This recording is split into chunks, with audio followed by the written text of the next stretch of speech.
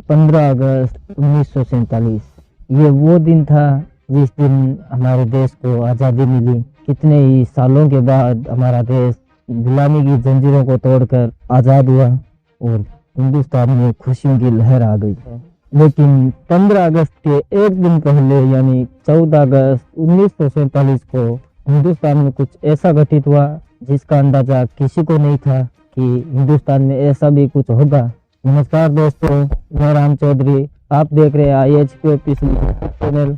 अगर वीडियो आपको जरा भी अच्छा लगे तो चैनल को सब्सक्राइब कर लीजिएगा, बेल आइकन के बटन को दबा दीजिएगा ताकि आगे आने वाले वीडियोस की नोटिफिकेशन आपको टाइम पे मिलती रही।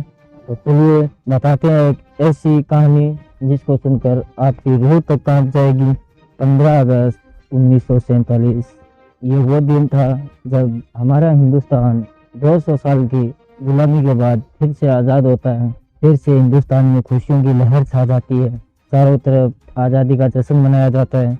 लेकिन उसी के साथ आता है एक ऐसा भयानक दर्द जो शायद हिंदुस्तान सदियों तक न भूल पाए। हम बात कर रहे हैं भारत और पाकिस्तान के बंटवारे की।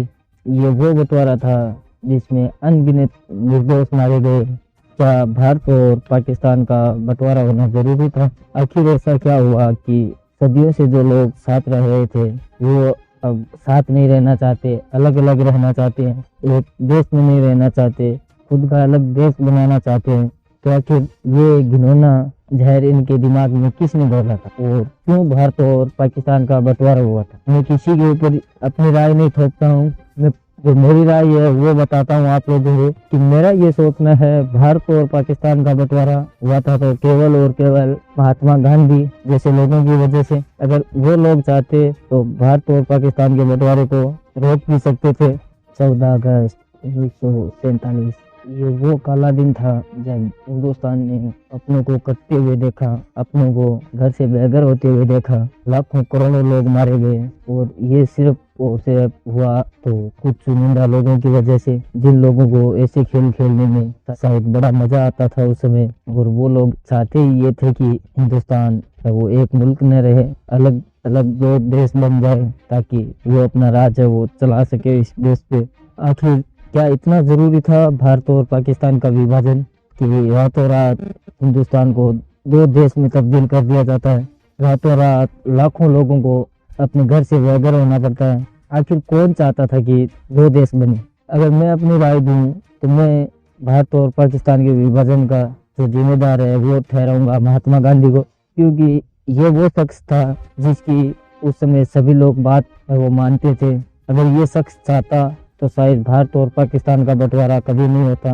लेकिन आखिर उस समय इस शख्स को ऐसा क्या हुआ कि इसे वो सही लगा कि भारत और पाकिस्तान का बंटवारा हो जाना चाहिए? क्योंकि महात्मा गांधी चाहता था कि इस देश पे नेहरू राज करे और उधर एक दूसरा शख्स चीना जो चाहता है कि वो भी इस देश पे राज करे, और इसी वजह से भारत और पाकिस्तान का बंटवारा हुआ।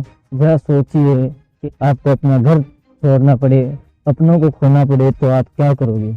ऐसा ही कुछ हुआ था 14 अगस्त 1947 के दिन। लाखों लोगों को अपना घर छोड़कर जाना पड़ा, लाखों लोगों को अपनों को खोने का दर्द सहन करना पड़ा। ये वो दिन था जब अनगिनत लोगों की हत्या हुई थी।